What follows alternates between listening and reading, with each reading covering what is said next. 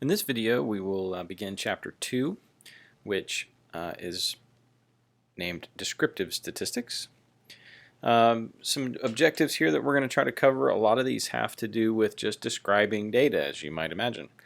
The first couple have to do with some various graphs and visuals that we can use to help us describe the shape of the data.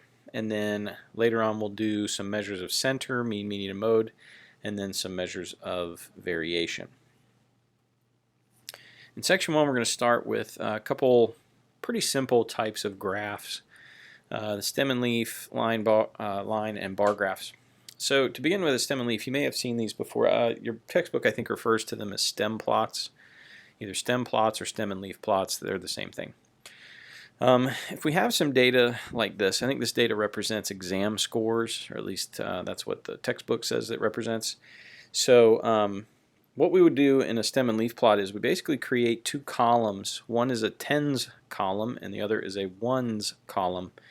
So in the tens column we will put all of the tens digits that we see in the data, which would be 3 through 9, right? We have numbers, our first number is in the 30s and our last number is in the 90s. So in the left hand column we'll put 3 through 9. And then in the right hand column, notice that what we do is we put a number that corresponds to the ones digit for each data value. So here we see for this very first one, the number is 33. Okay, this 3 represents the tens digit. This 3 represents the ones digit. Okay, that corresponds to that 33 value.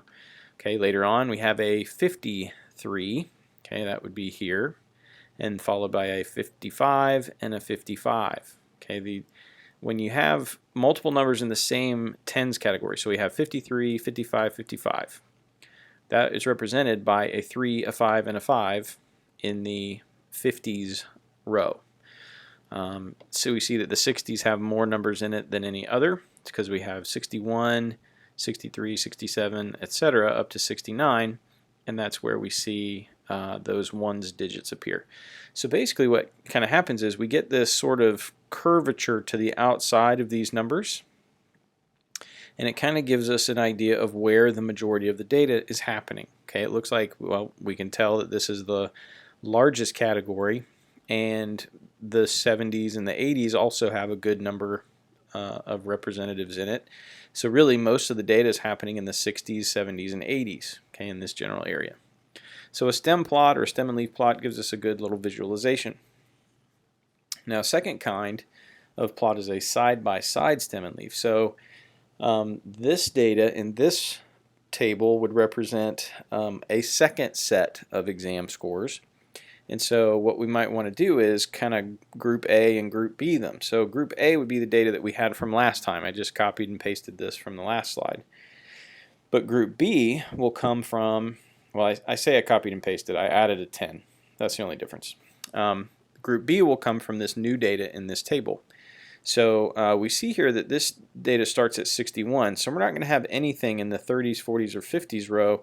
Our first data value is going to show up down here. So here we have the 61, 62, 65, 65, etc. for the 60s row. And then we see that we have 3 70s, right? So 70, 73, 74, 78, and so on and so forth. So in general, by putting this side by side, we can see the differences between Group A and Group B. Okay, Group B didn't have any low performers at all.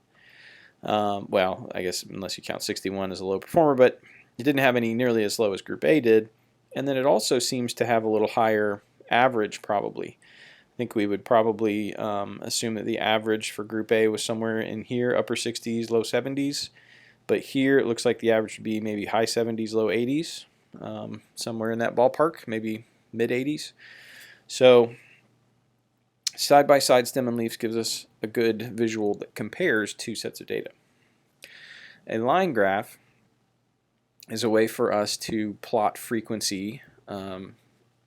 Here we have one dot on the graph representing each of the points in the table. So this has something to do with the number of times it took to remind a teenager to do something before they actually did it. I can't remember the details. But 0 reminders happened twice, 1 reminder happened 5 times. And so what we're seeing is each of these dots on the plot here represent values from the table, and then we just connect those dots with straight line segments. Okay, that's how you come up with a line graph. A bar graph shows similar kinds of data as line graphs do, only we're going to, instead of connecting dots, we're just going to draw discrete bars. So in this one, just kind of as a side note, this is going to be much easier to plot if we decide to do the percents instead of the counts. Right? I don't really feel like plotting things in the 65 millions, but 45% doesn't seem like such a big deal. So for this bar graph, we're going to label our y-axis with the percents because that's a lot simpler.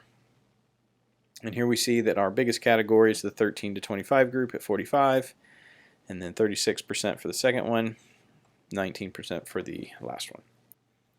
For homework for this section, it's just 3 problems, 1 of each type, and I'm pulling from the practice section this time instead of the homework section.